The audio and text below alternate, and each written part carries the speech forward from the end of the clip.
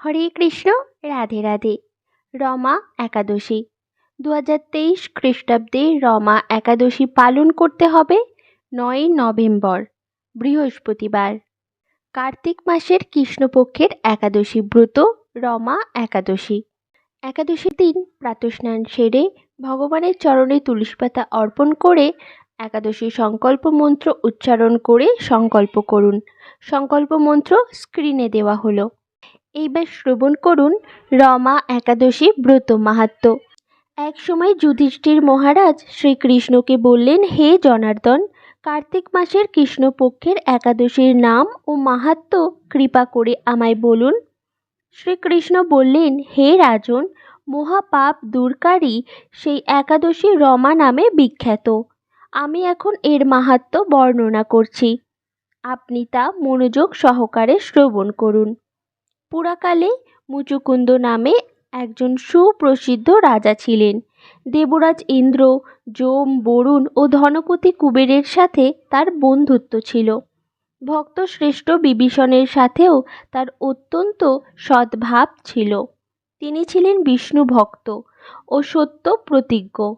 এই রূপে তিনি ধর্ম অনুসারে রাজ্য শাসন করতেন। চন্দ্রভাগা নামে তার একটি কন্যা ছিল।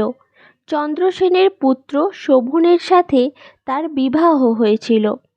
শোভন একসময় শ্বশুরবাড়িতে এসেছিল। দৈবক্রমে সেই দিন ছিল একাদশী তিথি। স্বামীকে দেখে পতিপরায়ণা চন্দ্রভাগা মনে মনে চিন্তা করতে লাগলো, হে ভগবান, আমার স্বামী অত্যন্ত দুর্বল, তিনি ক্ষুধা সহ্য করতে পারেন না। এখানে আমার পিতার শাসন খুবই কঠোর।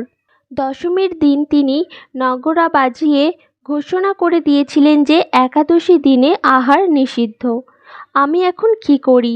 রাজার নিষেধাজ্ঞা শুনে শোভন তার প্রিয়তমা পত্নীকে বলল, হে প্রিয়ে, এখন আমার কি কর্তব্য তা আমাকে বলো। উত্তরে রাজকন্যা বলল, হে স্বামী, আজ এই গৃহে এমনকি রাজ্য মধ্যে কেউই আহার করবে না। মানুষের কথা তো দূরে থাকুক, পশুরা পর্যন্ত অন্ন জল মাত্র গ্রহণ করবে না। হে নাথ, যদি তুমি এ থেকে পরিত্রাণ চাও তবে নিজ গৃহে প্রত্যাবর্তন করো। এখানে আহার করলে তুমি সকলের নিন্দাভাজন হবে এবং আমার পিতাও ক্রুদ্ধ হবেন। এখন বিশেষভাবে বিচার করে যা ভালো হয় তুমি তাই করো। সদবে স্ত্রীর এই কথা শুনে শোভন বলল, হে প্রিয়ে, তুমি ঠিকই বলেছ, কিন্তু আমি গৃহে যাব না, এখানে থেকে একাদশী ব্রত পালন করব।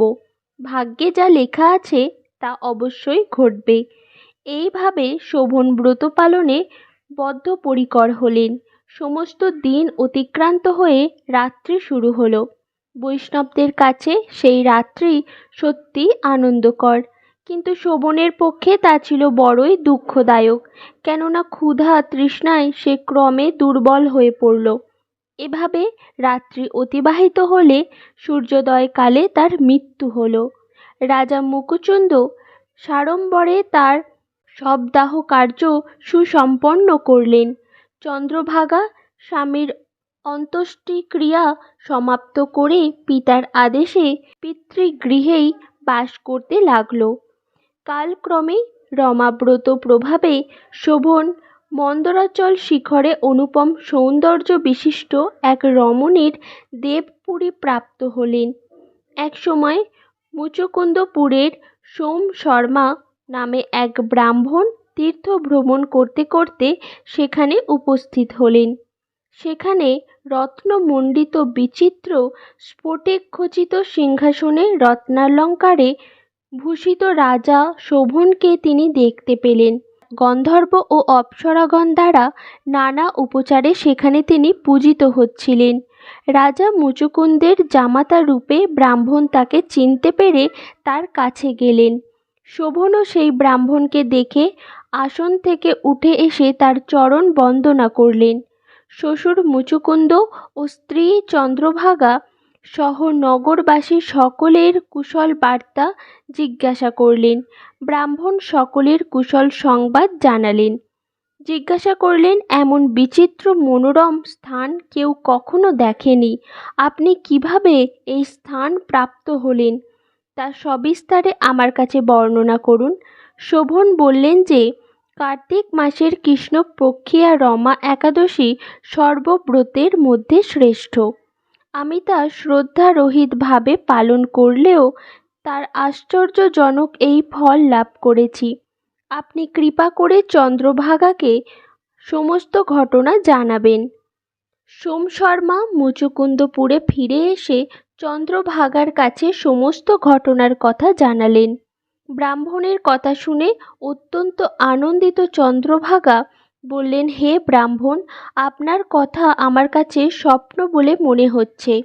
তখন সোম শর্মা বললেন, হে পুত্রী, সেখানে তোমার স্বামীকে আমি স্বয়ং স্বচক্ষে দেখেছি। অগ্নিদেবের মতো দীপ্তিমান আর নগরও দর্শন করেছি, কিন্তু তার নগর স্থির নয়। তা যাতে স্থির হয় সেই মতো কোনো উপায় করো। এসব কথা শুনে চন্দ্রভাগা বললেন, তাকে দেখতে আমার একান্ত ইচ্ছা হচ্ছে। আমাকে এখনই তার কাছে নিয়ে চলুন। আমি ব্রত পালনের পুণ্য প্রভাবে এই নগরকে স্থির করে দেব। তখন সোম শর্মা চন্দ্রভাগাকে নিয়ে মন্দার পর্বতে বামদেবের আশ্রমে উপনীত হলেন। সেখানে ঋষির কৃপায় ও হরিবাসর ব্রত পালনের ফলে চন্দ্রভাগা দিব্য শরীর ধারণ করল। দিব্য গতি লাভ করে নিজ স্বামীর নিকট উপস্থিত হলেন। প্রিয় পত্নীকে দেখে শোভন অতীব আনন্দিত হলেন।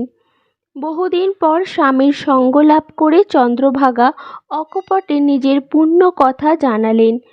হে প্রিয়, আজ থেকে 8 বছর আগে আমি যখন পিতৃগৃহে ছিলাম তখন থেকেই এই রমা একাদশীর ব্রত নিষ্ঠা সহকারে পালন করতাম। ওই পূর্ণ প্রভাবে এই নগর স্থির হবে এবং মহাপ্রলয় পর্যন্ত থাকবে।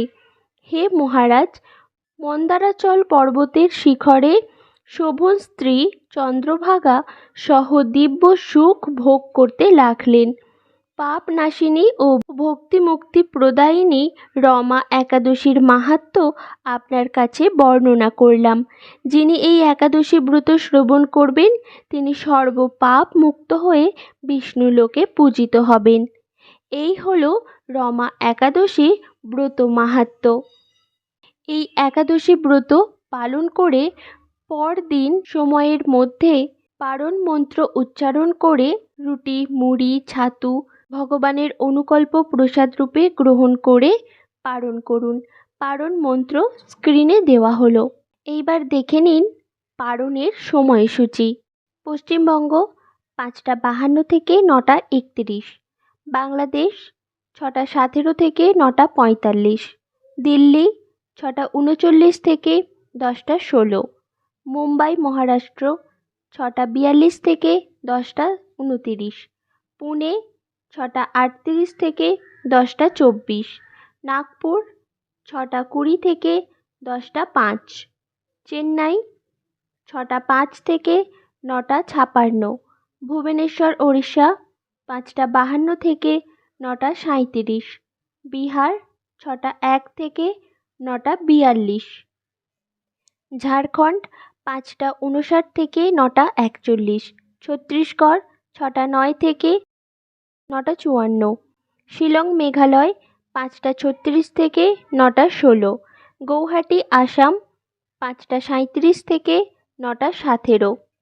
মণিপুর 5টা 26 থেকে 9টা 7, মিজোরাম 5টা 28 থেকে 9টা 10, সিকিম 5টা 52 থেকে 9টা 30, বৃন্দাবন 6টা 35 থেকে 10টা 14, ব্যাঙ্গালোর কর্ণাটক 6টা 16 থেকে 10টা 7, হায়দ্রাবাদ তেলেঙ্গানা 6টা 18 থেকে 10টা 5, আগরতলা ত্রিপুরা 5টা 35 থেকে 9টা 17, গুজরাট 6টা 54 থেকে 10টা 37, কেরালা 6টা 18 থেকে 10টা 12, পাঞ্জাব 6টা 50 থেকে 10টা 25, রাজস্থান 6টা 48 থেকে 10টা 27, মধ্যপ্রদেশ 6:25 থেকে 10:07। উত্তরপ্রদেশ 6:21 থেকে 10টা। হরিয়ানা 6:44 থেকে 10:21। নাগাল্যান্ড 5:26 থেকে 9:05। বিশাখাপত্তনম অন্ধ্রপ্রদেশ 5:59 থেকে 9:47। গোয়া 6:33 থেকে 10:22। অরুণাচল প্রদেশ 5:28 থেকে 9:06। হিমাচল প্রদেশ 6:43 থেকে 10:17। উত্তরাখণ্ড 6:33 থেকে 10:09।